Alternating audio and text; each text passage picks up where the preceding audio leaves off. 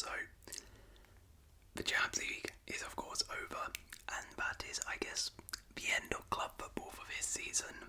And it ended, of course, Dortmund 0, Real Madrid 2. Real Madrid winning their 15th Champions League title at Wembley Stadium. And we're going to review the game and really just talk about generally stuff about the game and what it means for certain players, clubs, managers, and my general thoughts on it. Of course, get in the comments below any thoughts you have on the game. I will say it was actually a fairly entertaining final. Like, a lot of the previous Champions League finals have been very boring. This wasn't too boring. There was like quite a few chances and good moments, and then obviously 2 goals as well. Although we had to wait a little while for them. As a neutral, I thought it was actually a pretty decent game, and I was pretty happy with the final as a neutral. But yeah, I think my overarching feeling. Let's start with the winners. Real Madrid winning their 15th title. Vinicius Jr. and Carvajal, the 2 goal scorers to give Real Madrid their 15th Champions League title. And look, Real Madrid were the favourites. They were the overwhelming favourites coming into this game. Not too many people tipped Dortmund to win this. Real Madrid, with their history, with their squad, everyone was expecting a Madrid victory. And in the end, I don't want to get copyrighted here. Let me pause that. Yeah, okay, what? Please stop playing videos, UEFA. I'll just stay on here. But, yeah, Real Madrid were the overwhelming favourites going into this, so they had all the pressure on them, and they did what Real Madrid did. I think this was one of the most typical Real Madrid performances in a Champions League final. We've seen this performance before where Madrid are not really the best team in the final. They're not. But they find a way to win. I mean, you look at this, right? Madrid, I mean, overall, right, look 13-13, but I think it took them until like the 70th, 60th minute to actually get the first shot on target. Most of these came in like that period after the goal, and between their second. Madrid, that was their best period of the game. They played fantastic and they dominated Madrid in they dominated Dortmund in about that 10-minute spell. But besides that, Madrid were poor. Madrid were not fantastic. But as I said, we've seen this script before. How many times? Like Atletico Madrid 2014, they played rubbish, got that goal at the end, taking the penalties, win. Extra time. Even, for Liverpool 2022, they got pummeled in that game. Courtois made save after save, and then they get the goal by Vinny and win the game. It's just something about this club, something about this team manages to just get over the line. It's just so weird. It's so weird. I genuinely can't put my finger on what it is. I have no idea what it is about this club, but they always seem to just find a way to win these finals when they're not playing well, when their backs are against the wall. That's exactly what happened in this final. I think most people would agree that overall Dortmund were the better team. Dortmund played well. Dortmund created the better chances overall. They created more chances. They were looking more threatening. Yet it doesn't matter. At the end of the day, you don't get a winner's medal for playing well. You don't get a winner's medal for having good chances. Nobody in 10 years' time is going to be like, oh, Madrid won that final, but Madrid didn't actually play well. No one, generally nobody cares. Nobody cares. All they're going to see is 15th Champions League title for Real Madrid, and Real Madrid are champions of Europe once again. And I mean, if I want to talk about some of the individuals here, as I said, I don't think Madrid played particularly well, but what I will say is, first thing, obviously there was a bit of a dilemma we spoke about in our preview with the goalkeeper situation with Lunin or Courtois. It was a big call Ancelotti had to make. I think his call was helped a little bit by Lunin, I believe, getting a bit ill before the game.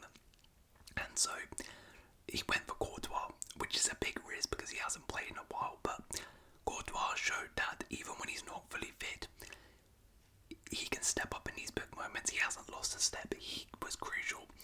Of course, we'll get into it, but Dortmund were wasteful. But Courtois, you still have to make those saves. You still have to be big. In that 1v1 versus Adeyemi, of course, I'll talk about Adeyemi, but you have to give credit there also to Courtois for staying strong, pushing the ball out as well, and making a couple good saves in the game. And he stepped up once again in a Champions League final, and another fantastic performance by him. Dani Carvajal, the unlikely hero, and you know what?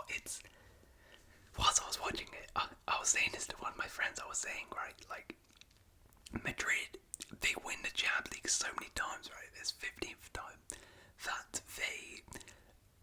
it's like those players who have always been there. Every year they sort of just rotate. Like one of them will have their moment in the spotlight, and this year it was Carvalho, right? Like last time it was like Benzema, and with his amazing run, and he was a guy, and then Marcelo was lifting the trophy and stuff like that, and this time it's Carvalho. Carvalho's always been there. Carvalho has been that guy who, I don't think Carvalho's the most flashy player. When people talk about best right backs in the world, no one really mentions Carvalho anymore. When people talk about greatest right backs of all time, I also think a lot of people overlook Carvalho. But what you have to say is this guy has been at Real Madrid throughout their period of dominance. He was there for the freebie. He was there for La Decima, maybe. I'm not too sure. I can't quite remember. I think I might have been Arbeloa. But he was there for 2022. He's there again this year. He has been a stalwart at right back for Real Madrid for how many years? They have not signed a right back because this guy's been there. As I said, he's not the most flashy player, but what he is a reliable guy, and you don't stay in this Real Madrid team for as long as he has without being a class player. And this was his crowning moment, getting the goal, a clutch moment with that header. He definitely deserved it. As I said, he's been there for so long. It's nice to see someone like him getting their moment in the spotlight for the club. And even then as well, as I said, for the Adeyemi thing, he had to run all the way back and make that block. Defensively, he was solid in this game. Like Carvajal, brilliant. Nacho as well. As I said, they win it so many times. Like they just give the captain's armband to people who haven't had their moment. Nacho to lift the trophy on his final year, to lift the Champions League. Again, someone who, maybe he's not always been a starter at Real Madrid, but he's always been part of the furniture at Real Madrid, and always, when called upon, stepped up. And this was a nice moment for him, starting, playing in a Champions League final and lifting the trophy. Superb. Obviously, the Toni Kroos narrative. Toni Kroos, another fantastic performance on his final club game. He was fantastic. He got an assist, of course, for the Carvajal header. And it was such a nice moment to see him get subbed off for Luka Modric, giving that round of applause, taking his moment, and then of course it was fitting that Luka Modric, his partner in crime, was a man taking his place. And we say goodbye to a legend in the best way possible with a UCL trophy and a really good performance. So so fantastic to see Toni Kroos do that, and it'll be nice as well to see him at the Euros for the last time in football. Vinicius Junior. Now look, Vinny. I think for the first half was, he had some dangerous moments, but generally first half Real Madrid were not that great. But Vinicius Junior was by far and away the best attacker in this Real Madrid side. He was one of the only attackers actually who stepped up. Bellingham, Rodrigo didn't have their best game, but Vinny was, the main guy, and he got the goal that sealed it. Of course, it was rather handed to him, but in that moment, he still has a lot to do in terms of the composure to set himself to finish from that angle in such a high pressurized situation. Ice in the veins, easy finish, clinical, and that clinches it.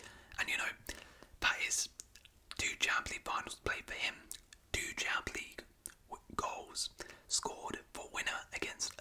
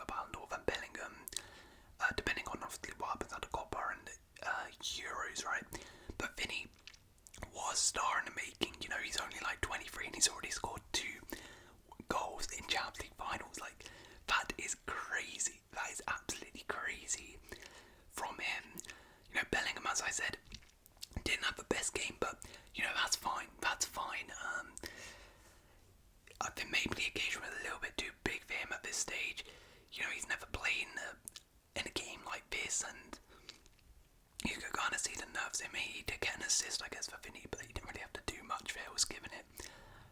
But yeah, luckily for Madrid, we have other players who step up. Their 15th UCL, Carlo Ancelotti. I want to talk about him though, because that is a 5th Champions League title, 5 Champions League titles, 6 UCL finals. That is a double in the league, a league title and a Champions League this year. Guys, I did a video on Carlo Ancelotti and I talked about how good he was, but we're going to have to start having a conversation now of where he ranks in terms of greatest of all time. Because there is an argument that he is the GOAT. There is an argument that he is the greatest of all time. You know, people talk about Pep and everything. Ancelotti, you know, maybe he's not revolutionised the game like a Pep or a Kroos or anything. But what he has is he can put his trophies on the table. When it's all said and done, and you say, okay, everybody put your trophies, put your medals on the tables. Ancelotti can say, I won the league in all of the top 5 leagues. No other manager has done that. And I've won 5 Champions Leagues as well. No other manager has done that. No other manager has even come close. I think the closest is Zidane with 3.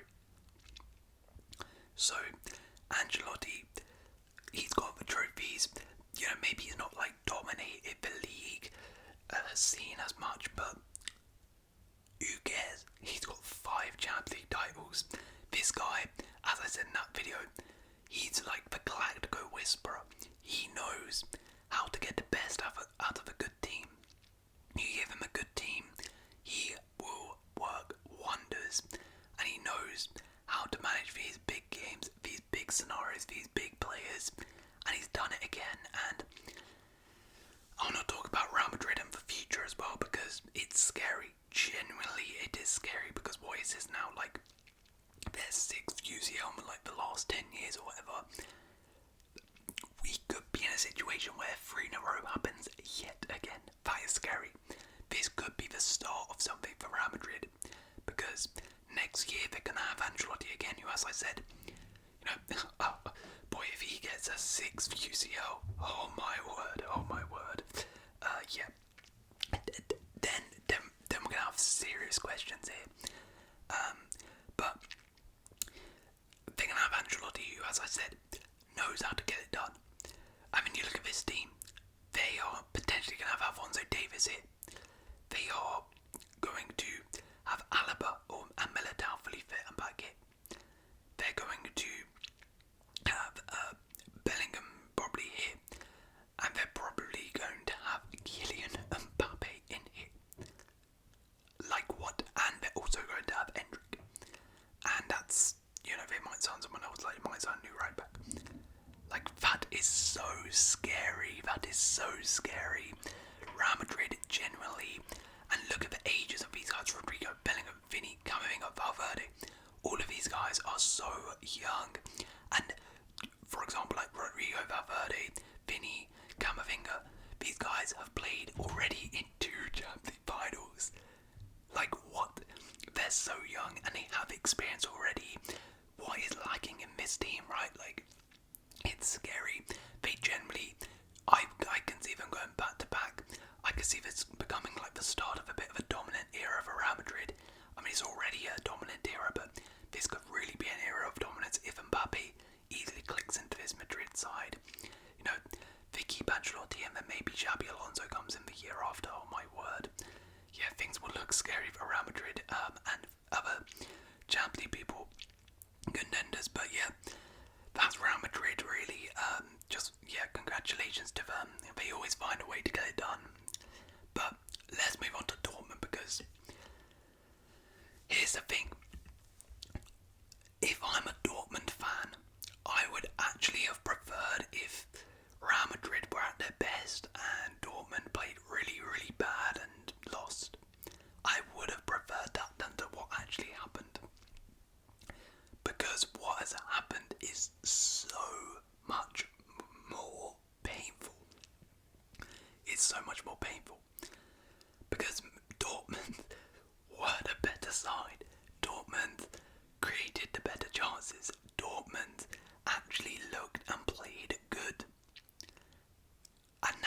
so annoying.